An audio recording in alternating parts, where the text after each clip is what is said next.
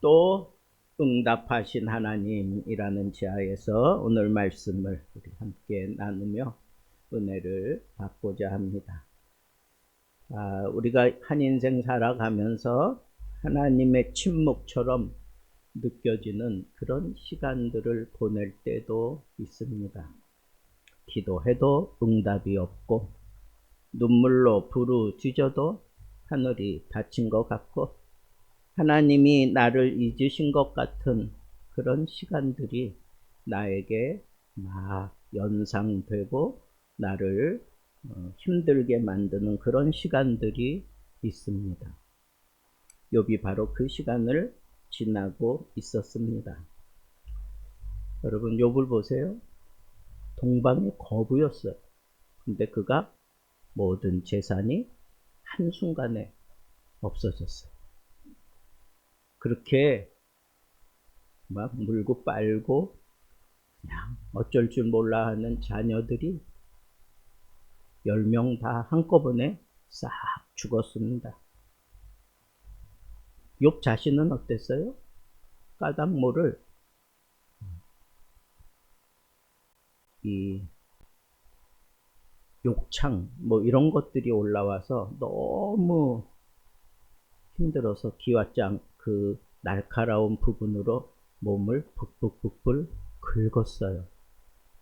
그런 모습을 보고 있는 아내가 참 너무 기가 막히니까 뭐라 그래요? 차라리 하나님을 저주하고 죽으라 그래요. 그때도 욥은 뭐라 그래요? 당신의 말이 참 어리석은 여자의 말과 같다. 내가 적신으로 왔다. 아무것도 걸치지 않은 벌거벗은 몸으로 이 땅에 태어났다.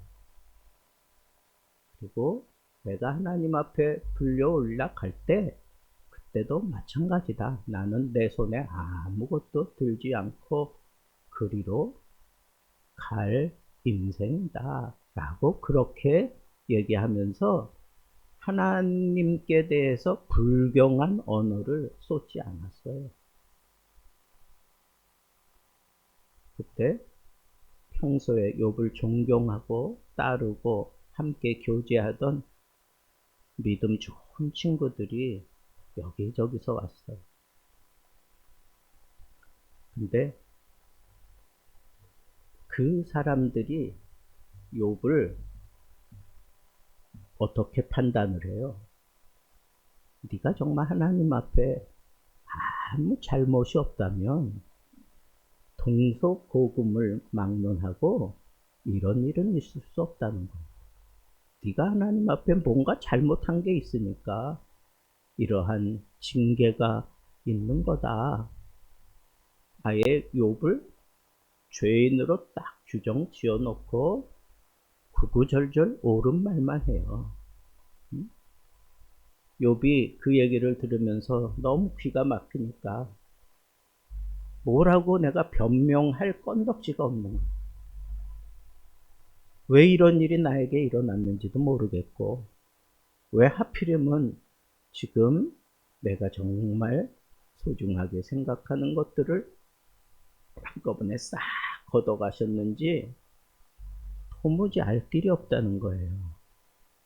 근데 친구들이라고 와가지고 계속 윽박지르고 차라리 나 같으면 하나님을 찾고 내 모든 일을 하나님께 맡기겠다. 틀린 얘기예요? 맞는 얘기잖아. 근데 여러분, 이런 얘기로 설명 안 되는 일이 지금 욥에게 일어난 거예요. 그러니까 욥도 뭐라고 변명거리가 없는 거야. 그러니 더 답답하지, 더 힘들지. 얼마나 힘들었으면 자기가 태어난 날 생일을 저주하기까지 할까. 또 그런 얘기를 듣는 그 친구들은 또 신학적으로 또 진리를 앞세우면서 계속해서 욥을 몰아가고 있는 거예요. 나중에는 욥이 어떻게 해요? 하나님 앞에 딱 초점을 맞춰두고 막 하나님께 막 따지는 거.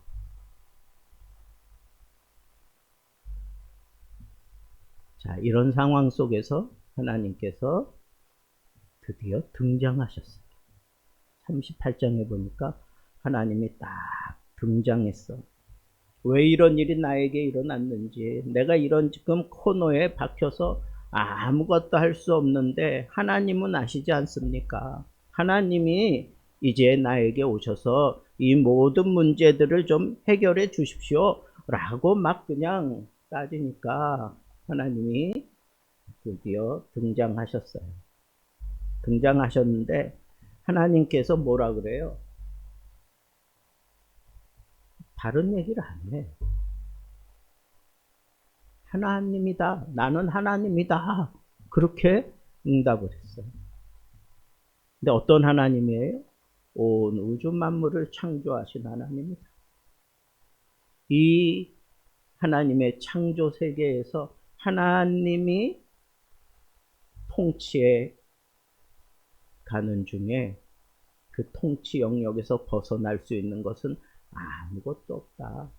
너 하늘의 별들을 봐라. 뭐 바닷가에 뭐 이러면서 계속해서 그 하나님의 그 위대하심에 대해서 대답을 하는 거예요.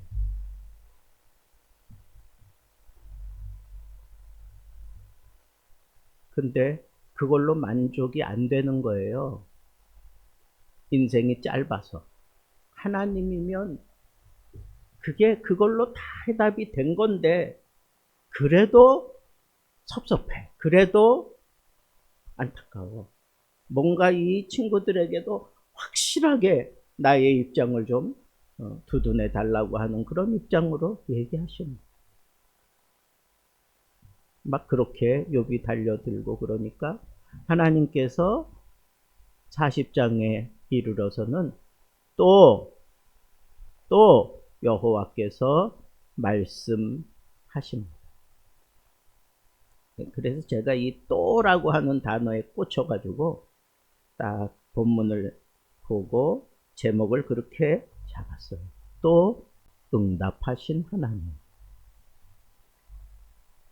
여러분, 여기 또라고 하는 이 단어는 한 번으로 끝나는 게 아니라 계속해서 거듭된다는 거예요. 뭐가? 하나님의 응답이.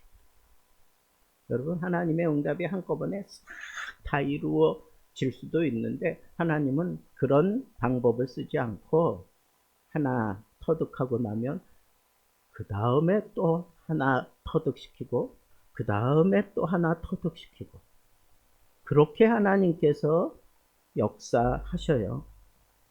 근데 여기서 우리가 중요하게 생각할 것은 이 또라고 하는 단어를 통해서 분명하게 깨닫는 것은 하나님은 한 번 딱 나타나서 모든 것 싹 정리하고 끝내시는 분이 아니다라고 하는 거예요. 다시 오신다는 거예요. 다시 오신다는 거예요. 다시 응답하신다는 거예요. 이 얘기를 조금 돌려 말하면 하나님은 계속 응답하신다는, 계속 말씀하신다는, 계속 우리에게 보여주신다는 거예요. 계속 우리를 붙잡고 계신다는 거고 계속 우리를 사랑해 주신다고 하는 거예요. 내 형편과 처지에 따라서 하나님께서 우리를 실어버리지 아니하고 우리가 하나님 뜻대로 살지 못할 때에도 하나님은 또 계속해서 하나님의 뜻이 나를 통해서 이루어질 때까지 하나님은 계속해서 우리에게 다가오시고 응답해 주시는 분이다 라고 하는 것을 우리가 붙잡아야 돼요. 왜 한 번으로 하나님이 그치지 않고 또 오시고 또 응답하실까요? 그것은 한 번으로는 우리의 마음이 완전해지지 않아. 하나님이 오시고 또 오시고 또 다듬으시고 또 만져주시고 또 새롭게 하시고 이러면서 우리의 마음이 이렇게 조금씩 조금씩 지어져 가는 거예요. 새로워지는 거예요. 왜? 우리가 온전하게 살아갈 수 없는 그런 환경 속에 우리가 머물러 있기 때문에 그래요.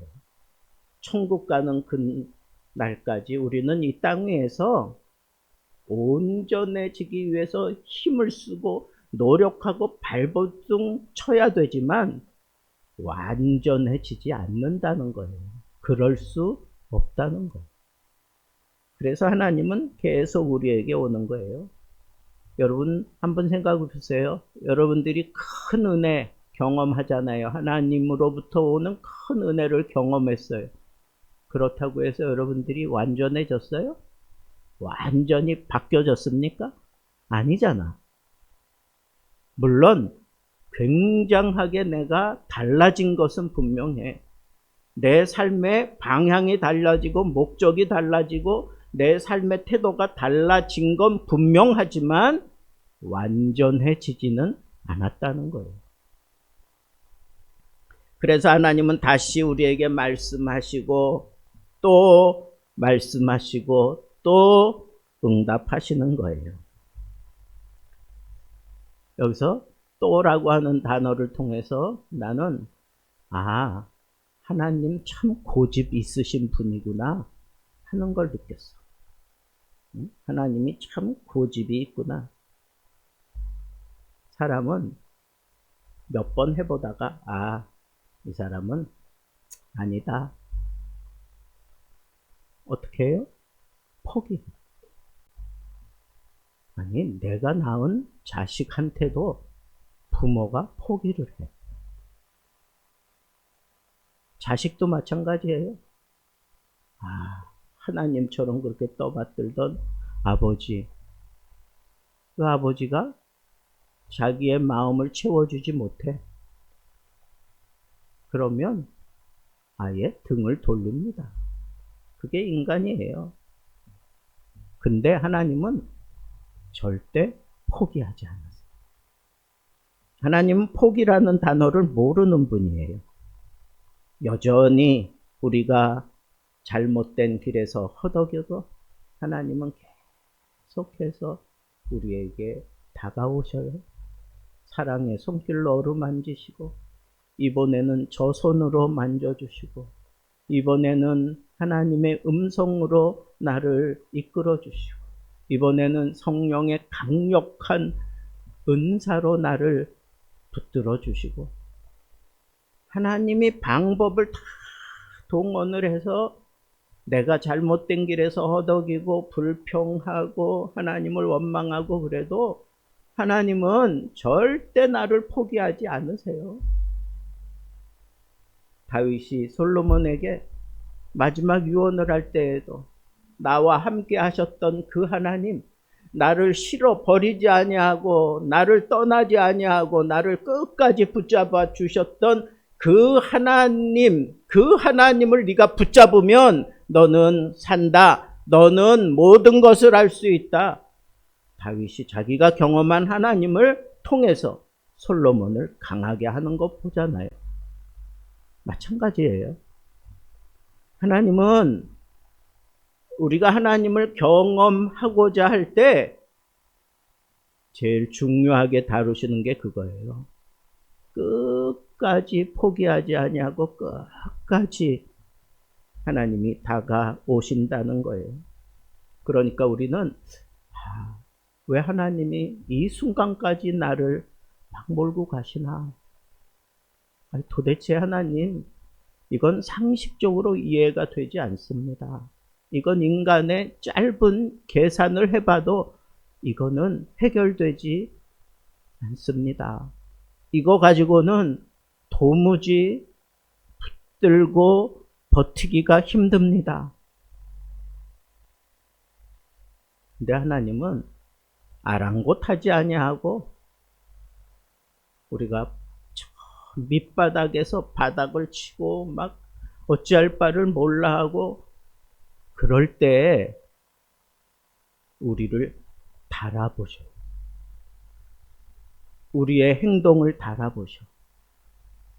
그리고 그 행동이 하나님 마음의 무게에 찰 만큼 묵직한 행동을 하면 하나님이 그 사람을 하나님이 원하시는 그러한 사역을 할 수 있도록 하나님이 그 사람을 붙들고 사용하셔요. 이게 사무엘의 엄마 한나의 기도예요. 한나의 기도. 행동을 달아보시는 하나님. 행동을 달아보시는 하나님이라고 그렇게 고백을 했어요. 여러분, 언제 하나님은 우리를 이렇게 달아보시는가? 가장 밑바닥에 내동댕이 쳐졌을 때 그때 보여주는 그 행동을 하나님은 하나님의 저울대에 딱 올려놓고 그리고 우리를 달아보셔요.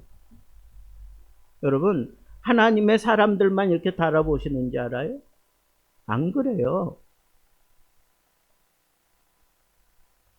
다니엘서에 보니까 막 자기가 세계의 뭐 굉장한 왕인 것처럼 그렇게 막 어깨에 힘주고 지금 적군이 성 앞에까지 쫓아와서 당장 성을 뒤집어 엎을 것 같은 그런 위기가 있는데도 이 왕이 어떻게 했어요? 사람들을 다 불러 모아놓고 거기서 술잔치를 벌여. 하나님이 보실 때 말도 안 되는 짓을 하고 있어요. 하나님의 사람이 거기 서슬퍼런 눈으로 보고 있는 다니엘이 보고 있는 그 현장에 이 벨사살 왕이 미친 짓을 하는 거예요. 그러니까 하나님께서 손이 나타나서 벽에다가 글자를 써서 메네 데겔 우바르신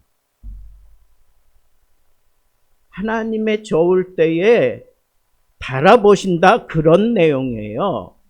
지금 누구의 행동을 달아보시는 거야? 이 미친 짓 하는 왕의 행동을 달아보신다는 거예요.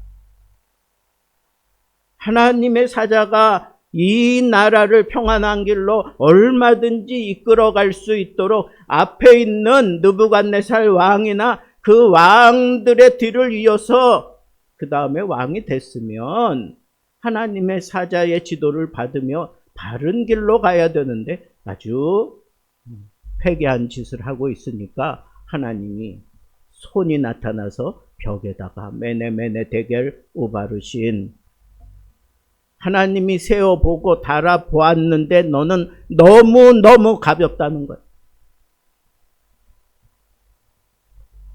여러분, 하나님은 우리의 행동을 바라보시는 분이에요. 여러분들이 믿음 생활하면서 정말 내가 하나님을 믿는 사람이다 하는 그런 자부심이 있다면 정말 힘들고 어려워지고 막 그냥 발버둥 치고 어찌할 바를 몰라 하는 그런 상황 앞에 여러분들이 서 있을 때 하나님이 여러분들을 달아보신다. 여러분들의 행동을 달아보신다.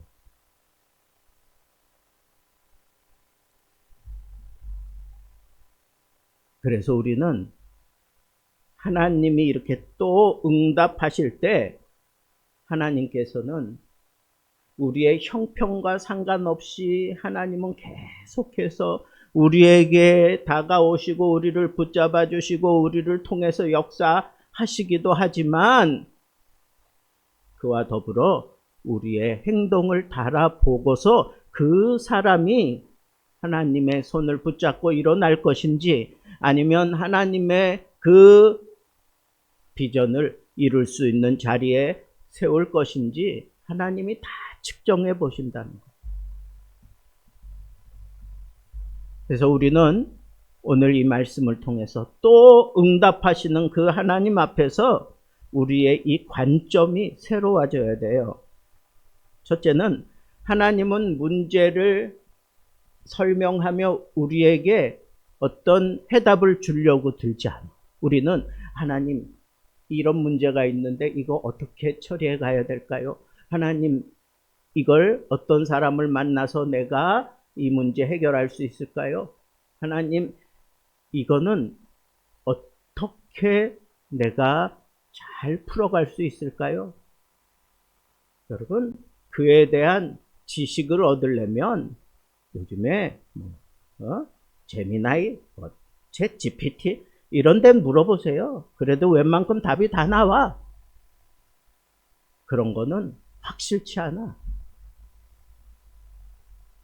그게 문제가 아니거든. 그런 해답이 문제가 아니에요. 그 해답처럼 나를 바꿔놓을 수 있는 힘이 그런 컴퓨터, 그런 AI에게는 없는 거예요.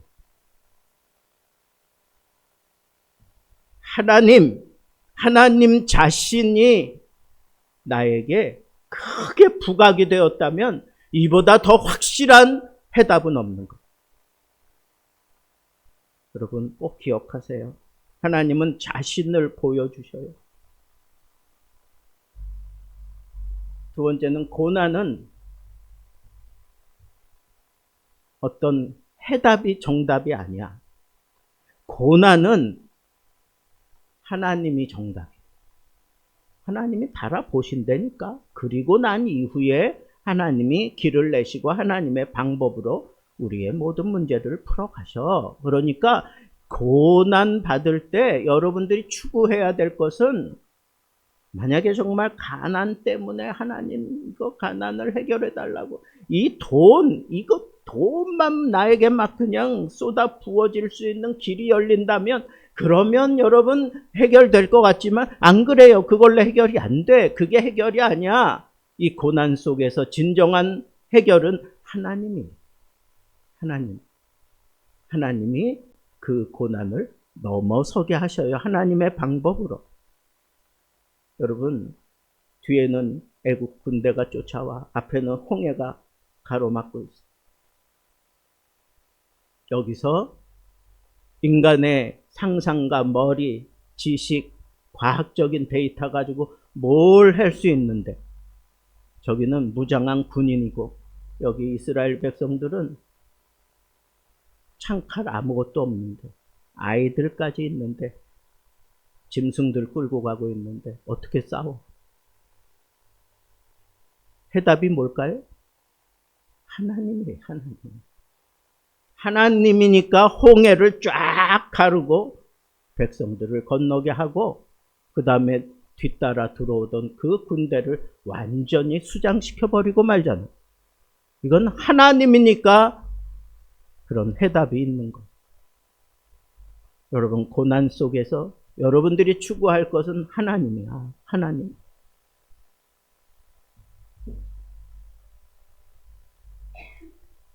그 다음에 하나님의 두 번째 응답은 욥을 또 응답하신 하나님 때문에 욥은 어떤 변화가 일어났나 하면 더 깊은 회개를 하는 그런 자리에 이르게 돼요. 40장에서 하나님은 다시 말씀하시고 결국은 욥은 이렇게 고백을 해요. 6절에 보면 42장 6절에 보면 내가 스스로 거두어 드리고 티끌과 죄 가운데에서 회개하나이다. 하나님이 또 응답하셨을 때 욥이 깨달은 거야.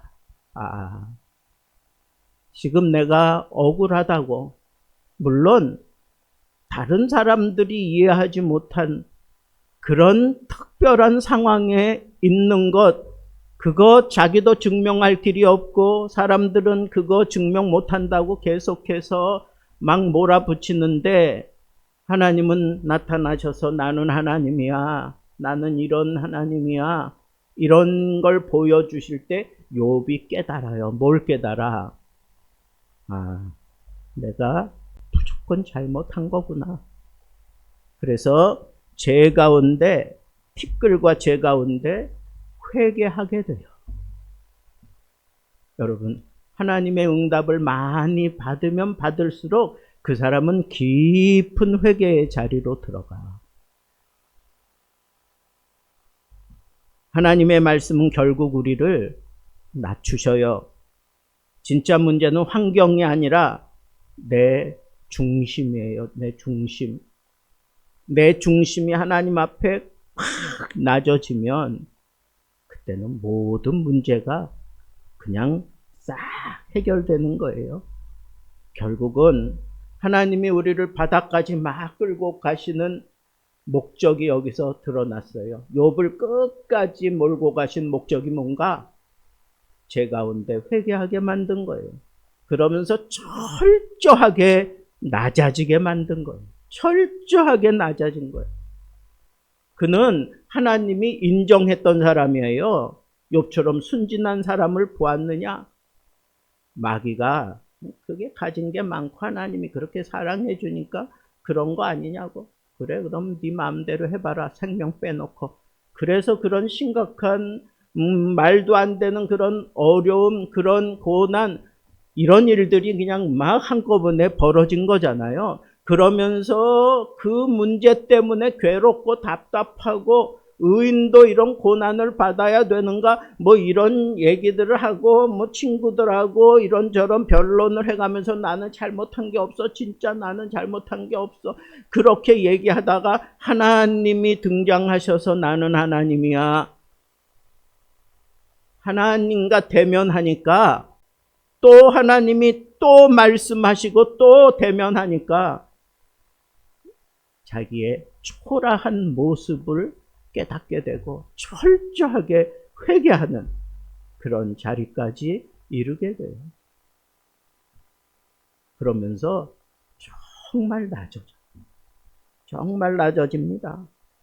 바로 거기까지 우리가 내려지게 될 때에, 거기까지 우리가 내려지게 될 때 하나님은 거기서부터 새로운 역사를 일으켜서 하나님이 순식간에 확 회복시키잖아요. 다시 아들, 딸 열을 주고 이전보다 재물이 배가 되도록 주고 명성이 더 널리 번지게 하시고 욥의 의로움을 하나님이 청구하고 들어주시고.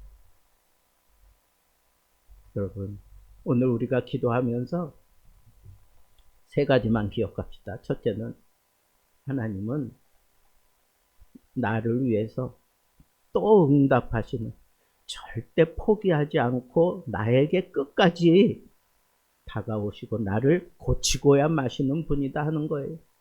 그 하나님 앞에 우리가 취할 행동은 어떤 거예요? 하나님 앞에 다 내려놓아야 돼. 다 내려놓아야 돼. 하나님이 정말 저 밑바닥에 떨어지는 이 깊은 침묵 속에서 견딜 수 없는 그런 억울한 상황 속에 떨어졌을 때, 그때 하나님은 우리의 행동을 다 알아보셔요. 그리고 난 이후에 그가 그 저울 때에서 하나님의 무게에 합격을 하면 하나님께서는 그 사람을 새롭게 하나님께서 회복시키시는 것, 이것을 우리가 생각하면서 오늘 밤 우리가 하나님 앞에 우리 기도하면서, 하나님, 나에게도 하나님 계속 찾아오시는 하나님, 또 말씀하시는 하나님, 내가 철저하게 낮아지기 원합니다. 하나님, 나와 함께 하시고 나를 붙들어 주옵소서. 내가 하나님이 원하는 그 자리에까지 가겠습니다. 우리 주여 외치고 기도하겠습니다.